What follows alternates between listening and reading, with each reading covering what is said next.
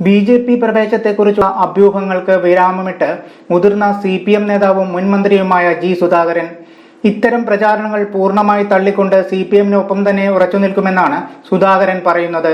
തന്നെക്കുറിച്ച് അറിയാവുന്ന നാട്ടുകാർക്ക് ഇക്കാര്യത്തിൽ സംശയമില്ലെന്നും അറിയാത്തവർക്കാണ് സംശയമെന്നും സുധാകരൻ പറഞ്ഞു. ഇത്തരം പ്രസ്താവനകൾ തമാശയായി മാത്രമാണ് കാണുന്നത്. എന്നെ അറിയാവുന്ന നാട്ടുകാർക്ക് അങ്ങനെയൊരു സംശയമില്ല.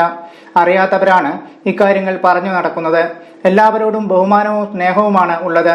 ചില നേതാക്കൾ ഞാൻ BJP-യിലേക്ക് പോവുകയാണെങ്കിൽ പോകട്ടെ എന്ന നിലപാടുള്ളവരായിരുന്നു. പാർട്ടിക്ക് അത്തരമൊരു ചിന്ത ഉണ്ടായിരുന്നില്ല. BJP പലരെയും പാർട്ടിയിലേക്ക് ക്ഷണിക്കാറുണ്ട്.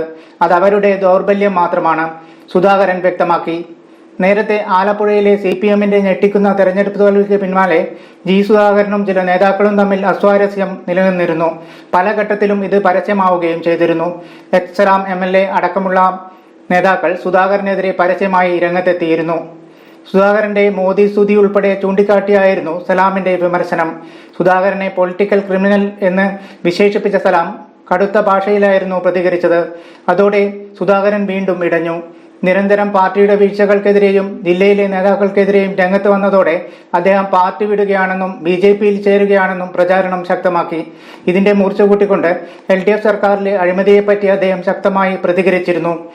ഏറ്റവും കൂടുതൽ അഴിമതി നടക്കുന്നത് പൊതുമരാമത്ത്, റവന്യൂ, എക്സൈസ് വകുപ്പുകളിലാണെന്നായിരുന്നു അദ്ദേഹത്തിന്റെ ആരോപണം.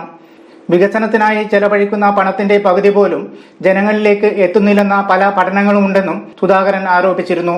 ഇതോടെ BJP പ്രവേശം എന്ന അഭ്യൂഹം ശക്തമായി. എന്നാൽ ഈ പ്രചാരണങ്ങളെയൊക്കെ തള്ളിപ്പറഞ്ഞുകൊണ്ടാണ് ഇപ്പോൾ മുൻമന്ത്രി കൂടിയായ അദ്ദേഹം CPM-നൊപ്പം ഉറച്ചു നിൽക്കുമെന്ന് വ്യക്തമാക്കിയത്.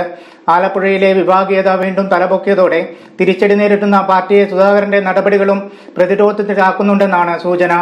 News desk, Kannur mirror.